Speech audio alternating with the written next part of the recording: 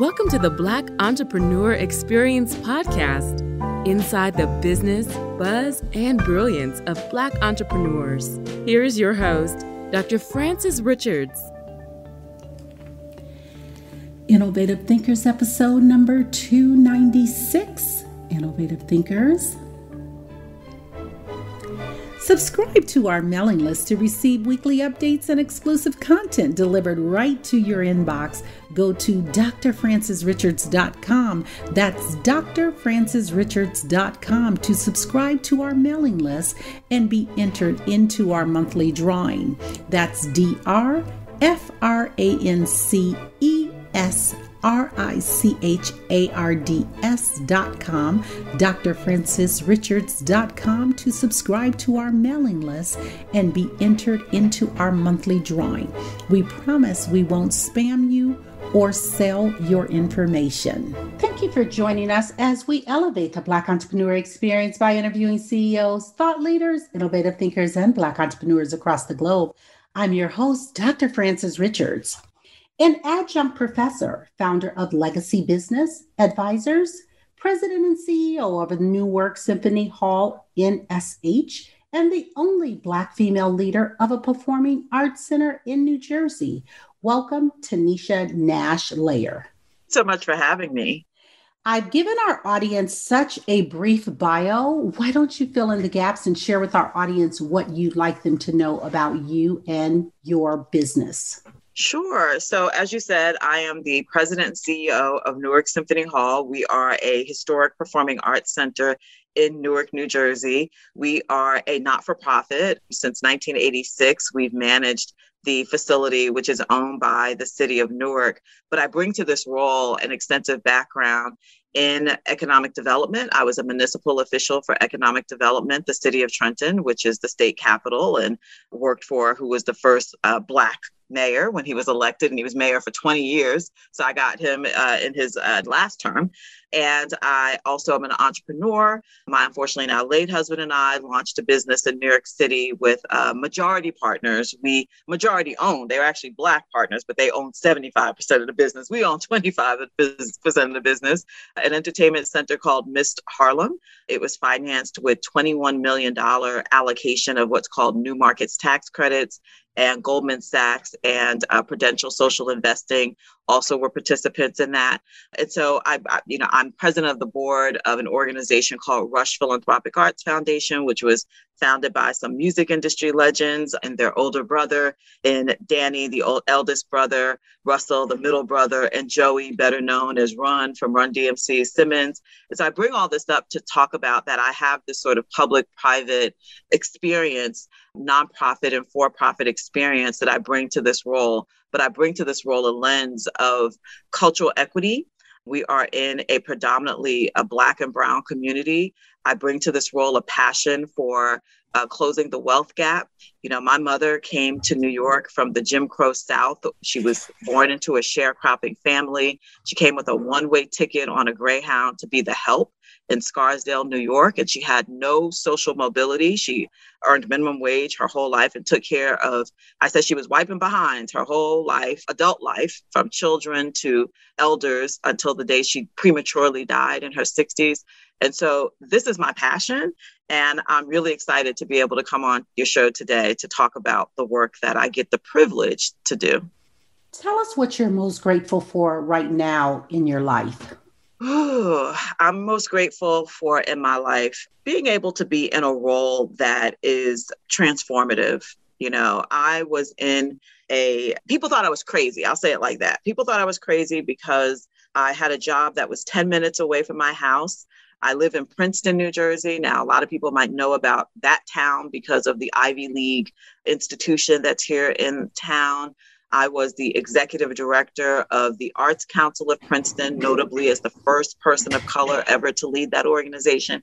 But they only had 3 leaders in their entire 50-year history, but I was the third, and I had a comfortable 6-figure salary. And yet when I saw this role being advertised, you have to understand, growing up in New York, Newark Symphony Hall was the place that I would hear on the radio live from Newark Symphony Hall. everybody you could possibly think of over the years, their 96 years, our 96-year history have performed there. From the beginning of it, opera, Marian Anderson in 1940 was the first Black person to perform there, but mostly not so many until the 60s. But there's a very famous image of Aretha Franklin sitting in her dressing room, looking at in her mirror. That's at Newark Symphony Hall. And so when I saw the ad, and again, all the gospel plays, so all the gospel plays you could possibly think of when I was growing up, we're having there. But again, it's legends. 1965, the Rolling Stones did a tour there, and Patti LaBelle and the Bluebells was their opening act. So when I saw this ad, because in recent years, it's been essentially an unloved facility. No investment had gone into it in any significant way. The state championed the construction of a new performing arts center, the New Jersey Performing Arts Center, and they said they were going to do a statewide search of where they were going to locate it, and they located it less than a mile away from Newark Symphony Hall in Newark. But so when I read this ad, I called a friend of mine, and I said, how come you didn't tell me that they were looking for a new leader at Newark Symphony Hall? She said, Taneshia, that search has been going on, a national search since January. Nobody wants the job. And I said, I want that job. I want that job. So I'm grateful to be in this role to now amplify and show the importance of this historic institution, important to all of the community, certainly, but definitely really important to the Black folks. This is where Amiri Baraka, the Black arts movement, father of the Black arts movement and literal father of our current mayor, Amiri Baraka, where he campaigned for Ken Gibson to be the first African-American mayor of a northeastern city, an election that got him on the cover of Time magazine.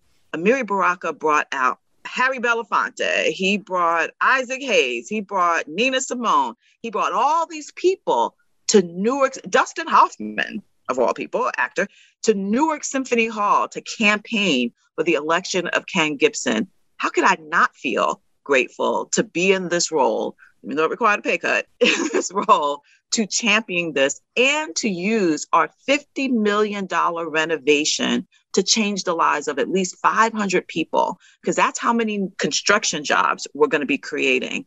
And what I said is, I want as many local people to be able to get on that as possible. Nearly 1 out of every 3 people in the city of Newark live below what the federal's people call the poverty line, that line below which it's not enough really, the line under which I grew up, to really live a full life. So how could I not be grateful, Dr. Richards? Talk about your love for the arts and how did that start? My mom. So my mom, she put me on a church bus trip to go see The Wiz when I was little. And again, unfortunately, she's no longer with us because it only occurred to me as an adult and after she passed that she probably couldn't afford 2 tickets. So she sent me on the bus trip with the rest of the people from church, obviously. And I went to see The Wiz and I was just fascinated, right? I love dance. I love music. I sang in school.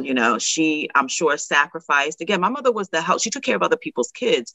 She sacrificed to make sure that I get a flute, to participate in the high school band and orchestra. But before that, even, I remember, now the thing is, I grew up 30 minutes north of New York. I grew up in White Plains, New York. So north of New York City, I should say, for your listeners. And so I remember her taking me probably when I was around 9. So I probably saw The Wiz at about 7. At about 9, she took me to the Metropolitan Museum of Art, which is, well, before the Smithsonian African American Museum, it was my favorite museum. And she took me to see the King Tut exhibit. And I remember, I'm trying not to get a little emotional and cry because when I finally cleaned out the storage facility in New York that I was still holding her stuff in, I found the original catalog book that she bought. Again, this woman, she sacrificed for me. And so my mom indulged in my interests, although I'm pretty sure she didn't really understand, why I was so passionate about it, but she really indulged in my interests. So it started really young. And that, again, both visual and performing arts. And I think the thing about participating in the arts, especially for young people, is it gives you a sense of pride and confidence. And those are the types of things that I think everybody should have, not just the wealthy, but everybody should be able to take in the arts and entertainment. And would be remiss if didn't acknowledge your loss for your late husband and your mom. So sorry to hear about that. Thank you. My husband died on the anniversary of my mother's death, 7 years apart.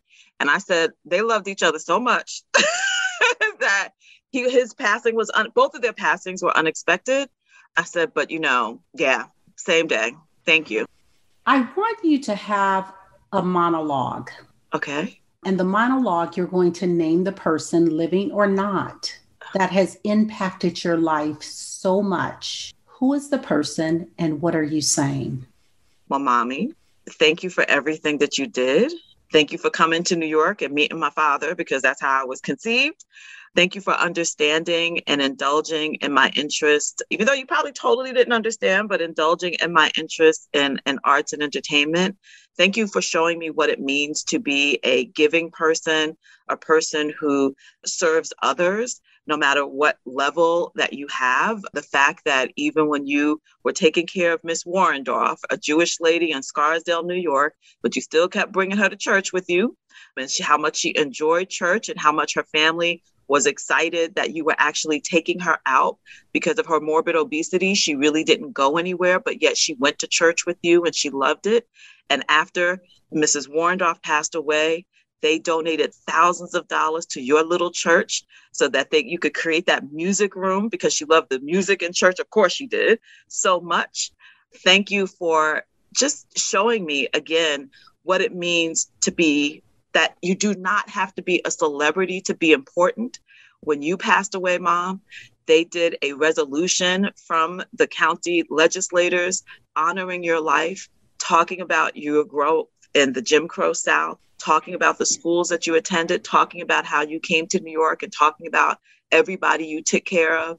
And that police escort that you got, I know you probably didn't even know that you were going to get something like that. So thank you so much, because I think for you, you modeled for me what it means to be a servant leader. That's beautiful. What can we do right now to help your effort to raise money for the Newark Symphony Hall? I think amplifying the work that we're doing. We are a little anonymous, right? So I personally have more people following me on Instagram than our own organization. And I want to change that. I want you to talk about how important, I want your audience to share with other people how important it is to support a Black-led institution like ours. I am the sole Black woman running a performing arts center in the entire state of New Jersey, something that I'm hoping changes very soon. Talk about how important it is to support people who are fostering careers, not just jobs, through their work, like Newark Symphony Hall. I mentioned how we're creating 500 construction jobs and also opportunities for 50 small businesses with our $50 million renovation. But we also launched a career accelerator and business incubator called The Lab that, again, is centered on the performing arts. And we are collaborating with the Waco Theater Center. It stands for Where Art Can Occur. It's in North Hollywood, California. Some people might know about it because one of the founders, one of her daughters, does an annual gala. She has two sort of famous daughters we know by one name, like Solange and Beyonce. So Miss Tina Knowles Lawson and her husband, Richard Lawson, we are partnering with their nonprofit theater. So when you see information about Black Terror, which is the production that we're going to be doing together, it is a play that was written by one of my board members, Richard Wesley. He is a professor at NYU, but Black Terror was his first production in 1971, 50 years ago. He was just 26 years old, and it launched his career. He went on to write films that some people, maybe our generation and older, might know: Uptown Saturday Night, Let's Do It Again. Support our work. I know people are probably surprised when I say, give us dollars if you have that too. But mostly, I just want you to amplify the work that we're doing.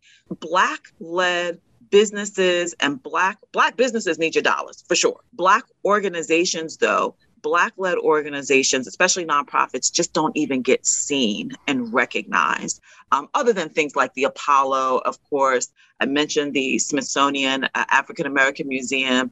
I'd be remiss on the visual side if I didn't mention the Studio Museum in Harlem. But organizations like us that are not typically viewed of as Black, because again, we have that whole history of opera, ballet, orchestra, but it's the Black community that really embraced Newark Symphony Hall in the past several decades. And I want to amplify our prominence as a venue that supports all of the people of color that are going to be in majority in New Jersey. By the end of this decade, we're going to be a majority Black, Hispanic, and Asian. And I want to amplify all the BIPOC populations in New Jersey through our venue, nationally, internationally. So go on, give us a like on Instagram, on Facebook, on Twitter. It's as simple as that. Share the news about what we're doing. Thank you for that. What was that aha moment that you knew that you were going to be successful in this endeavor? Oh, this is a great interview.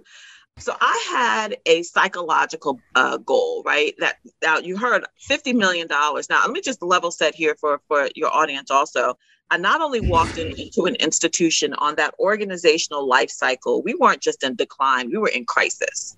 We were losing about $250,000 annually on just $1.7 million. We had a $250,000 utility bill that was 10 years old. We had a staff that had not been developed professionally, nearly all people of color. Now we are all people of color, but at that time we were nearly all people of color. I had a consultant come in and do what I called a skills gap analysis when I noticed some of my staff who had been there for some time could not do some of the things that I was asking them to do. And so my psychological barrier was I wanted to raise $1 million because the organization had not had $1 million in 1 year in a long time in terms of philanthropy, right? So my first 2.5 months, $350,000. I'm like, great, I'm gonna get this done. No problem. 7 months into it, we closed our fiscal year. Our fiscal year closes June 30th. And we were in the black. And that shocked me. And this is the same team, We had, then we're collaborating with MTV, subsequently at the end of the year, BET. But even that was not, again, remember, that still wasn't reaching my goal. My goal was $1 million.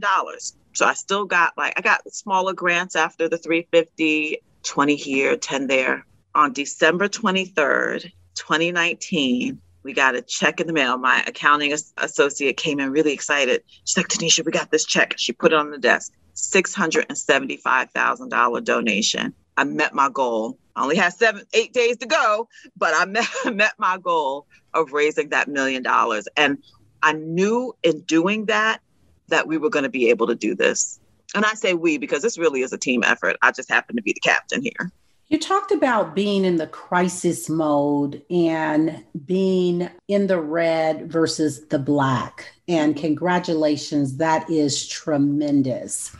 And I find as Black entrepreneurs, we're operating in not all, I don't want to do a broad brush around everyone. A lot of us are operating in crisis mode. Mm-hmm. Let's talk about crisis mode and the pandemic and going to profitability and sustainability. So I think one of the ways that we were able to turn it around, probably the main way, is that we were able to leverage an opportunity that I don't think anybody even recognized, right? And that opportunity is we're this huge building. We're 220,000 square feet. So again, let me just sort of describe, because I realized I talked about all the famous people, but not what the building really looks like. We are 220,000 square feet. We are block deep, right? We have all this space. Our concert hall was built with 3,500 seats. We have a legendary ballroom that could accommodate like 1,200 people. We have what we call a black box theater that can seat like 250. It was actually it was an early studio for the public broadcasting station in New York City, Channel 13. Billie Holiday performed in there in 1958, amongst a lot of other celebrities. But we're losing money as a performing arts center. And really, we were just sort of a 220,000 square foot community center trying to figure out how to make it work. And what we discovered is again, MTV came to us. They were going to be doing their Video Music Awards in the same city in Newark. One of the first times it's ever not been in California or New York City. And their talent needed a place to rehearse. So we had Missy Elliott, Normani, J Balvin, Bad Bunny, Wyclef, Queen Latifah. They all rented us privately because we just had all this space, right?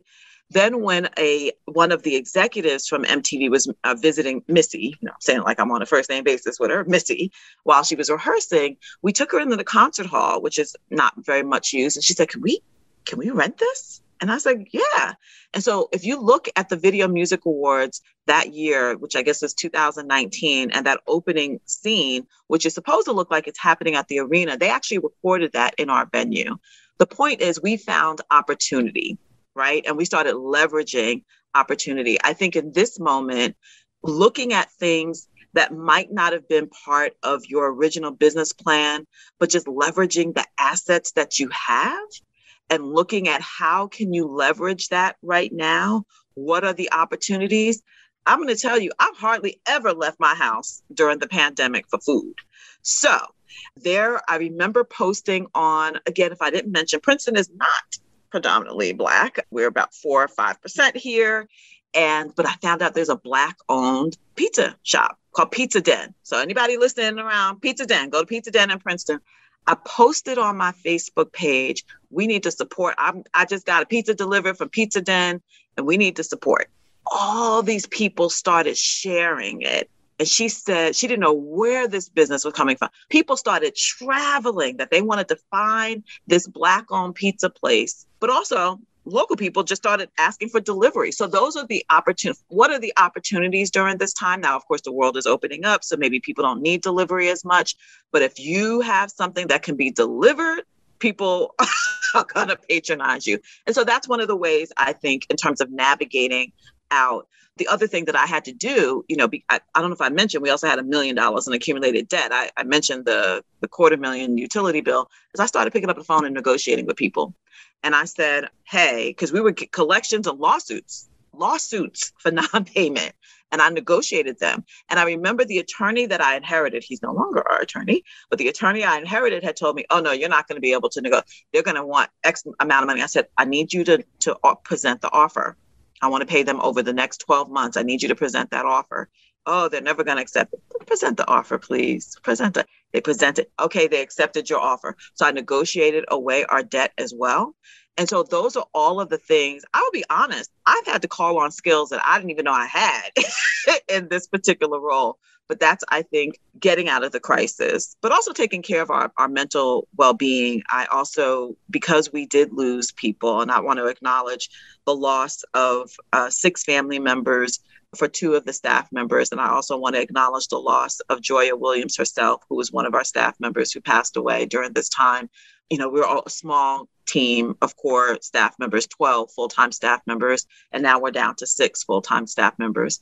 I think, but navigating, you asked about crisis, navigating out the crisis is around looking at your opportunities. And our sincere sympathy for your loss. Thank you. There are so many brands and businesses that are dominating. Talk about a brand or a business that's dominating that you admire and why. That's a good question. Well, I have mixed emotions about Amazon, but there is no denying that Amazon is dominating right now. I have mixed emotions because I do believe that Jeff Bezos could do a better job in equity in terms of his employees. I mean, look at what his now ex-wife did in their divorce. She decided to give away, and I want to point out, to a lot of Black institutions giving away that money. But Amazon, and that's what I'm talking about, the logistics aspects of it, getting things that people want to them. I think from that perspective is a perspective that I do admire, that from Amazon as a business. The word is listening. What is that resounding sound or message that your generation is saying that we should listen to? I feel my generation is the older generation now that I have the younger people. I have mentees that are 30 and who call me Miss Taneshia. And I'm like, oh gosh, I'm so old. I think though, I'm a Gen Xer, I think we are seeking to give back. I really do. I think I see that in the millennials as well. I think the listening is a sense of obligation right? To whom much is given. And I think that is definitely something that is resonating. Listen, I've seen people, my generation, who weren't as ardent supporters of Blackness and Black business. Now that's all they talk about.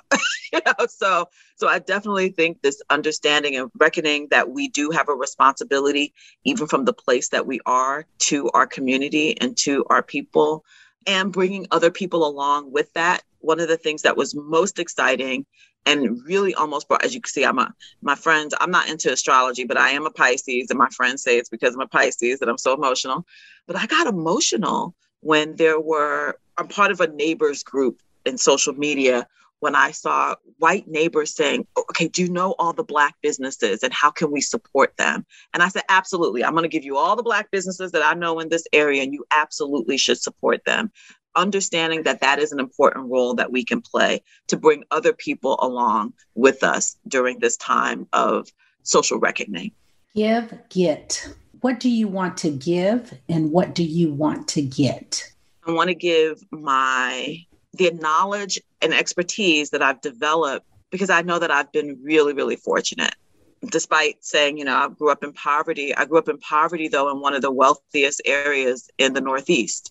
So that's a different type of poverty. You can be poor, but still have richness around you and benefit from that richness around you. And what I want to get is the satisfaction of knowing that I help move the needle in some areas. My biggest, when I'm interviewed for roles and people say, what do you consider your biggest successes? And I consider the biggest successes that I've had being the women, because it's but mostly Black women. I've now mentored my first man. We were put together by Rutgers University, young Black man, and it was based on that I connected him with Waco. But my biggest successes, I think, have been leveraging the leadership role, being in that top spot and bringing other people along. Women who consider me mentees are now in important roles, and for them to be able to say that they got their break at an organization I ran, whether it was the Trenton Downtown Association, the Arts Council of Princeton, or now Newark Symphony Hall. I want to be able to say that I moved the needle. You can't bring everybody along, you can't do for everybody, but to be able to change the lives of individuals and know that they're paying it forward, that's what I want to get. Talk about legacy. When it's all said and done, Taneshia, how do you want to be remembered?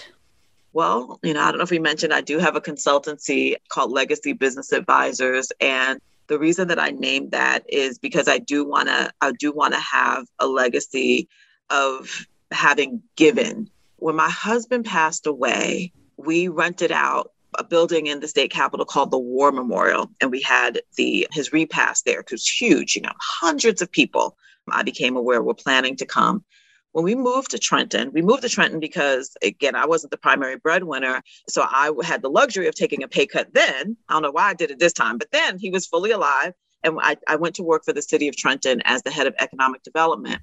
And one of the first things that he did was create a scholarship with fellow Black alumni at Brown University to send kids from Trenton and eventually Newark, ironically, to the summer programs at Brown, 8th graders to the STEM programs. His major was math at Brown. And then he created, when unfortunately one of his classmates at Brown, who was the first Black woman to graduate with a bachelor's degree in computer science, her name was Marie Moses. She's the niece of Bob Moses, a very famous civil rights activist. He created a leadership scholarship for high school students to go. And when he died, I found out 33 kids had gotten an opportunity to go to the summer program at Brown. I didn't know that. When people would come up to me and say, there's a woman who is leading political figure in New Jersey. Her name is Janine LaRue. And she said, Roland sat in my living room one day because I asked him to speak to my grandson about what college he should go to. Very bright grandson. And he advised the grandson to go to not his alma mater, Brown University, but the University of Pennsylvania, based on all the things that Raheem said that he wanted to do. And so all these people were giving me these stories about all these things. I said, how did my husband have time to do all of this? But he clearly left a legacy, right? And now, let me see what it's called, because I have the thing behind me. Brown University We far from millionaires. Let me just be clear. Brown University, in the October of the year that he passed away, presented us with this in honor of his tireless commitment to high school students. Brown University and the Inman Page Black Alumni Council, they established the Roland Owen Laird Jr. Memorial Summer Program Scholarship Fund, has been established to carry on Roland's legacy to uplift those less fortunate that they may pursue their dreams. And that's what I want to do too. That's beautiful. Thank you for sharing that. Wow, that is so precious. Yeah. Advice you wish you had followed.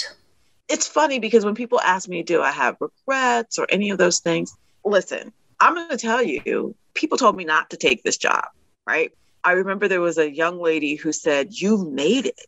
You're one of the few who run a predominantly white arts institution in the nation when I was running Princeton University. I don't think there's any advice that, little things, but it would have changed the total trajectory. Years ago, I worked for Africa Bambaataa, hip hop legend, and someone advised me to take a job with, it's so funny because he still works with him, Ice-T's management, Mickey from Pay Up Promotions, who was actually based in Vegas at the time. And I didn't take it. And so actually, maybe I probably can think about it, but I'm also one of those people who always just kind of tries to leave all those things behind and with no regrets. So that's something I might have to circle back to in terms of advice I wish I had taken, because even if I had taken that advice, that very good advice, I feel like it would have changed the trajectory of everything that I'm doing. I could be making multiples of what I'm making right now, but would I've been fulfilled, right? That is one of the things that I don't look back. So forgive me for not answering your question. You answered it perfect. Talk to a younger Taneshia. What advice would you give to a younger Taneshia? You were a dreamer. And I know that a lot of people thought that you were too much of a dreamer. I think even people like your mother finally understood you when you got older about how important that dreaming would be. Keep dreaming, but know one of young Taneshia's issues was the feeling of worthiness and value. At some points, there are definitely distinct points where young Taneshia didn't feel included or belonged because of young Taneshia didn't have as much as a lot of the people that she went to school with. But a recognition, just recognize, because you will when you're older, how rich your childhood actually was. Your poverty didn't define you. The cockroaches that you might have found in your fridge didn't define you, or cereal, which was worse, didn't define you. That your current advice that I give now in the speeches that I give, specifically to millennials mostly, is your current situation is not your final destination, that none of that defined you.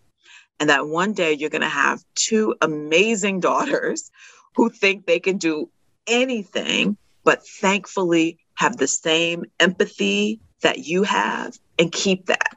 Hold on to that. That's your most precious thing. Your special sauce is your feeling. Things that people thought was a weakness in you, that you cared too much about other people, that's actually your secret power and superpower. So hold on to that. Speaking of superpower, what is your zone of genius? I'm definitely one of those people who probably thrives in the underdog role. So my zone of genius is when I'm challenged. When I'm challenged and I have to sort of strategically think my way out, right? That's probably my zone of genius. When someone tries to challenge or copy or steal, the work that I'm working on, I kind of take that as a challenge. I probably really honestly, because a girlfriend of mine pointed this out, that I love a turnaround. I probably wouldn't even really know what to do if I walked into an organization and everything was set up for me. Like, what do I do here? I think that you're laughing, but it's actually true. I don't know if I ever know what to do in those situations. Like, I love a turnaround. And it was only getting in this role that I realized that she was right. She's like, so that's my zone. Turn around, Taneshia. I just gave myself a new nickname. That's my zone of genius. What is your weakness as an entrepreneur? my weakness as an entrepreneur, and probably just kind of as a person, is the idea that I give people a lot of grace, right? A lot of grace. I mean, I was the kind of kid also, that get pushed on the shoulder by the bully, push. And then, I get pushed me one too many times. I think managing that, sort of managing the idea of giving people a lot of grace. And sometimes I will tell you, I went through a training and this was so illuminating. I went through a training it was designing leadership, and it was put on by the Chamber of Commerce in Philadelphia. Thankfully, I live sort of equidistant between New York City and Philadelphia here in Central Jersey.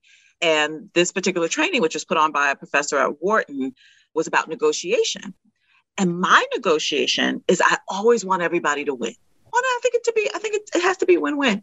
And it actually came out in there's a tool that they give you to sort of define like what kind of leader. And I wish I remember what the actual term for that was. And she said to me, no, Taneshia, sometimes you got to win. Sometimes you have to win. And that set me back on my heels. I'm like, no, we all have to win. So I think sometimes you got to win. And I have to remind myself that sometimes I got to win. It doesn't just have to be everybody wins. So I think that's probably my biggest weakness. I want everybody to win. Talk about your worst moment in business and what was your takeaway? So after Roland passed away, these are great questions. And if you provide them earlier, obviously I didn't read them. So after Roland passed away, he had two sets of business partners. I call them these sort of Black business partners that we started that business in Harlem, and then business partners that he went to college with, right, who were not Black, they were white. And I went to them and I said, I'm not sure what I'm going to do. I don't want to work at Mr. anymore, to commute into New York. My kids were at the time were just turning 3 and 6. They're now 11 and 14. And I said, well, I want to just consult maybe. And, so I went and partnered with them. It's a long story short. And we decided we were going to do a development consultancy. It's called LMCK Partners. And we had a $90 million project that we had proposed in Trenton. I knew everybody, I was the head of economic development for the city. But these were gentlemen who were not used to the sort of pace that community development works at. These were Wall Street guys, and they were used to just kind of grabbing things. They were, masters of the universe, as it were. And even though we all put in the same amount of money, I think it was maybe $1,500, $2,000 to start a consultancy, because really the capital was just to have money in there. We were, the intellectual property that we were leveraging, our expertise in our various areas, their areas was finance. They, without me, voted, and I couldn't have affected the vote because they would have overruled me, but they voted to dissolve our company and to send what I describe as a screw you letter to the mayor saying we were negotiating and, it was the lowest I think I had ever felt.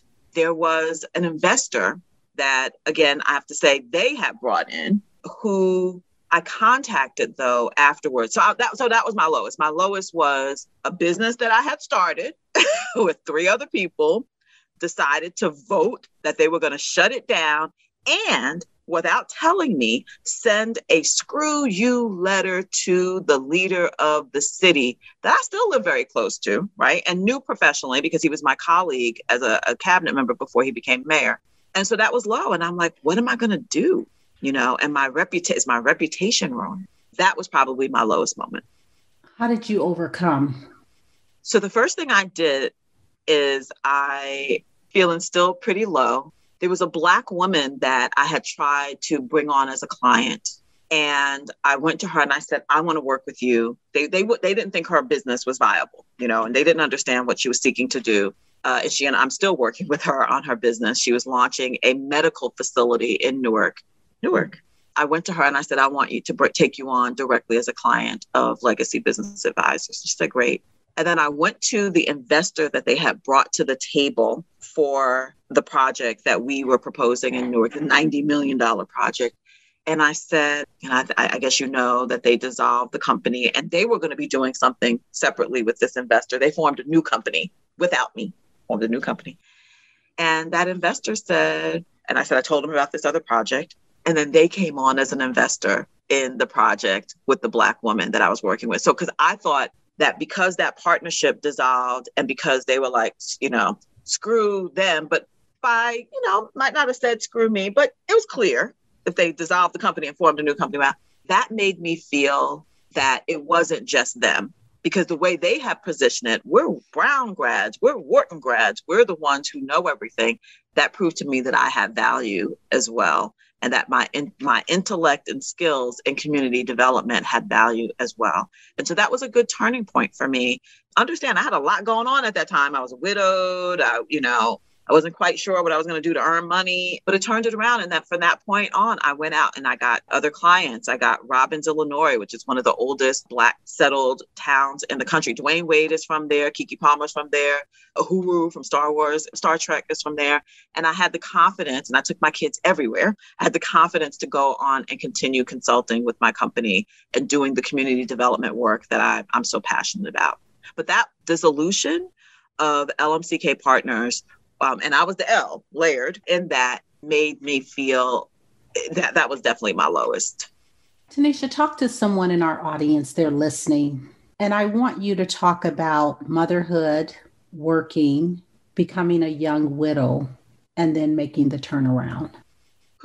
Well, listen, motherhood, you heard me say earlier that my mother made a fraction of what I make. I still say I'm underpaid, but I still make multiples of what my mother made minimum wage. And yet somehow she figured all this out. So I'm always fascinated by that. But in reflecting on it, it's because she had a village, right?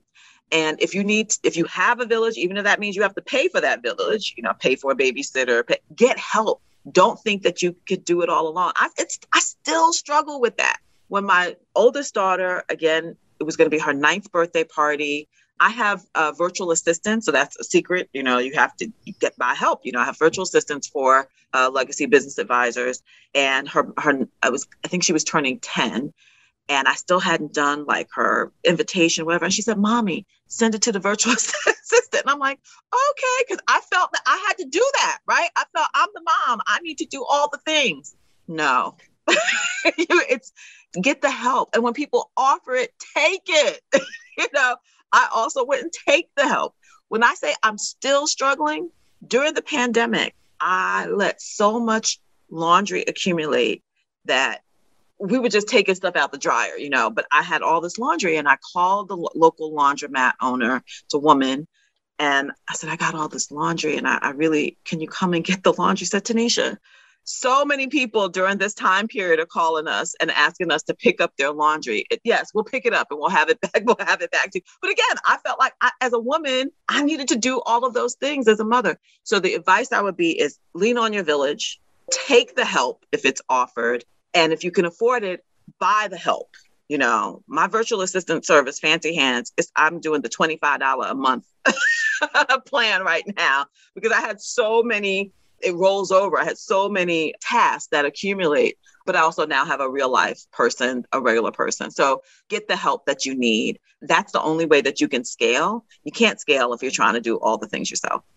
Talk about self-care. What does self-care mean to Taneshia? Another thing I struggle with. So at the start of the pandemic, though, our insurer said that telemedicine, they were going to start offering telemedicine and zero copay for mental health. And I signed up for it because I remember that I put my kids in a program for grieved children after my husband passed away. But I only saw a person a few times. And I said, this is a lot I'm dealing with right now, managing, And so self-care looks at taking care of my mental health, even again, if that means going to a professional for it. I hired an accountability coach recently because I thought that I really needed somebody to help keep me on task on my personal things. And she is always like, don't do anything. She's like, try not to do anything for 2 days. I know. So self-care also sometimes means being still. And I really struggle with that. So those are the things that it takes, my mental well-being and just sitting still. And sometimes it's popping popcorn, climbing into the bed and saying, girls, come on, let's watch a movie. That's what it looks like. Taneshia, if you conducted this interview, what is the one question you would have asked yourself? I want you to ask the question and answer it. You have some great questions, though. So I don't know if there's anything left. Gosh, this has been such a great interview. It's actually forced me to reflect on some things. And I guess the question I would ask myself is, will you feel you have failed if you don't raise the $50 million and renovate the building? And the answer to that is no, because I know where we were when I started. When I started, we were losing $250,000 annually, and it didn't look like that was going to change anytime soon. I walked into a couple of lawsuits for non-payment, and those have now been settled. And more importantly, I walked into a situation where the human capital, in terms of my colleagues on staff, had not really been invested in. And since that time, we've created professional development plans for each and every person on staff. They've gone through a number of retreats. We've grown together and gelled together as a staff. I know that they can go out and get positions in much bigger places with better situations than we are. So if I don't do it, although I'm determined to do it, I would not feel like a failure. We've come to the part of our interview. It's called Fun Facts Lightning Round. And I'm going to ask you a series of questions that I want you to give me very quick answers. If there's something you desire not to answer, feel free to say pass. Are you ready for the Fun Facts Lightning Round? Okay, yes, I think. Your first job? My first job was through the Youth Employment Service in White Plains, New York, where I was basically whacking weeds on the side of the road. I was 13. The last movie you saw? God, it's horrible that I can't even remember the last movie I saw. The kids and I watched a movie, I forget her name, but an activist in California in the farm movement in the 60s. But I'm sorry, I don't remember the name of it. That's okay. Your favorite color? Blue. You relax doing what? Reading and writing and just daydreaming. Your favorite singer or rapper? My favorite singer is probably Stevie Wonder, singer-songwriter, and rapper Rakim. So I'm going to answer both. Your favorite dance song? Before I Let Go, Before I Let You Go, Frankie Beverly and Mays. That's like the guaranteed. I'll have to get up and dance. What food you eat every week, no matter what? Some form of chicken. Your favorite month? This is so hard. I can't be lightning in favorite month. Probably my birthday month. It's February. It's my birthday. It's my daughter's birthday. It's my husband's birthday. February. Work out or hit the couch? I should be working out. I like to hit the couch, but I'm going to tell you, I like to walk. So I don't know if it's workout, but I do like to move. I like to walk. Taneshia, thank you so much for joining us on Black Entrepreneur Experience Podcast. Before we let you go, why don't you share with our audience the best way for them to connect with you and to do business with you and to support the Symphony Hall, Newark Symphony Hall? So everything is on my website, which is myfirstname.com. So I'm going to spell it. It's TANESHIA.com. You go there, you can reach me, and you can see all kinds of things about Newark Symphony Hall. Do you want to leave any social media handles? So Twitter, it's my first name. LinkedIn, it's my first name. Instagram, it's my whole name, Taneshia Nash Laird. But again, all of those social media handles are connected to the website as well. Thank you, Taneshia. That's a wrap. Thank you for having me. Congratulations, Cherie from Oakland, California, our June winner. Our guests have sent us so much swag, books, and giveaways this year. I can't wait to announce our monthly winner. So if you want exclusive content delivered right to your inbox and to enter into our monthly drawing, go to drfrancisrichards.com and subscribe to our mailing list. That's drfrancisrichards.com. drfrancisrichards.com. That's drfrancisrichards.com and subscribe to our mailing list. We promise we will not spam you or sell your information. Thank you for listening and subscribing to Black Entrepreneur Experience. We would love for you to leave a review and rating on iTunes and share with your friends. For show notes and more episodes, go to www.beepodcast.com. Join us next Wednesday, and remember, green is the new black. So keep your bank accounts and your business in the black.